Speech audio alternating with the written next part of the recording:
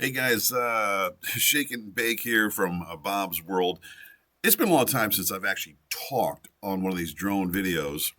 It's been just flying, which is, obviously it gets boring to watch that. So I thought I'd do a quick video, try and make it quick, um, based on a comment. There was someone comment on one of the videos, basically, about getting into ACRO, how to get better at it, and getting into all that stuff. And so I thought I'd do a quick, actual talk through of my experience of getting better at ACRO, how to get into it, how to improve. Um, there's all different ways you can do it, but I'm going to share my experience, and maybe you might find it helpful. Okay. So first off, I come from a DJI background. I had a cinematic drone, then eventually I got the Avata, and flew the Avata with the motion controller. I didn't even use the sticks on it. And so that's where I started, and I love flying, all of that. I enjoyed it. But the thing that got me to go in the direction of what you're seeing, like on the video here right now, is, and having equipment, I basically control myself from, as far as the headset, the systems, fixing the drones, all of that stuff. Where you're kind of on your own, you're not relying on a company and proprietary gear. As I was out flying, and I tried to fly one of my DJI drones in an area that was clear to fly, and they imposed some geo zone on me. I couldn't fly there, and it really pissed me off that I couldn't do this. So I thought, moving away from this proprietary stuff, and basically just jumped into getting an HD0 goggles, getting the Radio Master controller, getting a Tiny Whoop. At first, I knew nothing about it. Okay, so knew nothing about it, and I'm not tech savvy, so I just jumped in it. Started watching YouTube videos. There's a bunch of great YouTube channels out there that will teach you everything about it, but also in Discord, having meeting some other pilots who are more experienced than you. They'll help you. It's a great community. Ask questions to teach you how to set up your drones, how to connect them, how to fix them. And I'm so glad I did it, because once you get to that point, what it does as far as getting back better at ACRO is when you start to go down that road, you're going to crash a lot and you're going to break shit. And being able to fix it yourself, you don't have to send it off to DJI, all these things. You can fix it right at home with some practice and the right gear. It's freedom. It's freedom to fly freely so that you get better. That's how you get better.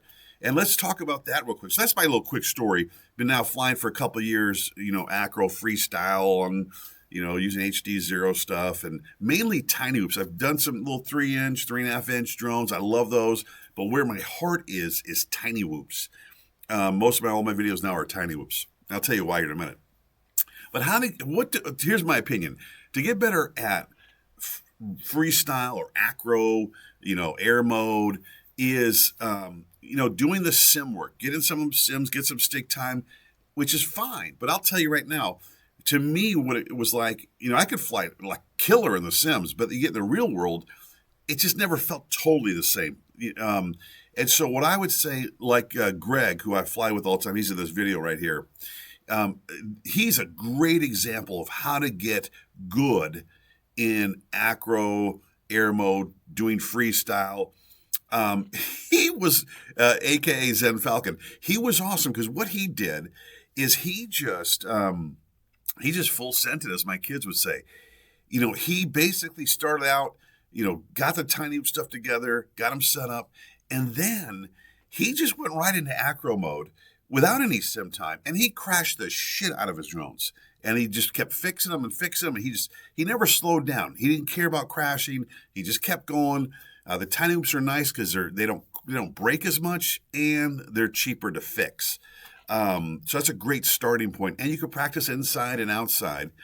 And now today, the guy's ripping around my yard. He's so confident. It just took a lot of hours of flying, a lot of crashes, and that's the reality of it. That's what's going to take. If you don't want to fix stuff, then that might be a challenge because you are going to crash to get better. That's just the nature of the hobby. Now let's talk about drones as far as what to fly. Again, I fly tiny hoops. I like tiny hoops because they're kind of easy and hard at the same time. Like, they're easy to fly. They're small. They're hard to fly because they don't have much power, and they're affected by the wind. They have their own unique characteristics when it comes to flying that can be challenging. But once you kind of get good with a tiny whoop, man, the freedom for me when it comes to flying is the best. Backyard, indoors, at the park, people love tiny whoops. People want to. They're not. There's no noise really from them. They're not intimidated by them. You can fly them pretty much anywhere. That is why I love tiny hoops. They're cheap to fix. You can customize them. And man, like you can see this video, I'm just ripping around. I love to fly like this, just ripping, hitting gaps, like a pod racer. That's my style of flying. That's what I love to do. And, but here's what I'd say as far as, again, so some time in the sims, just do real flying. You could start out, someone mentioned level mode, horizon mode. I never use those, but those are a good way to kind of start out. But I would say another thing really is helpful, I think, is there's some videos on how to adjust your throttle, your power on the drone. And like on my Radio Master Boxer Crush, thanks to Zen Falcon, I've got a dial where I can dial the amount of power that is going to the drone. So basically, if I want to fly at like 60% instead of 100%, I can turn that dial. So if I wanted to fly slower, not as aggressively indoors, I could turn that dial, turn the power down.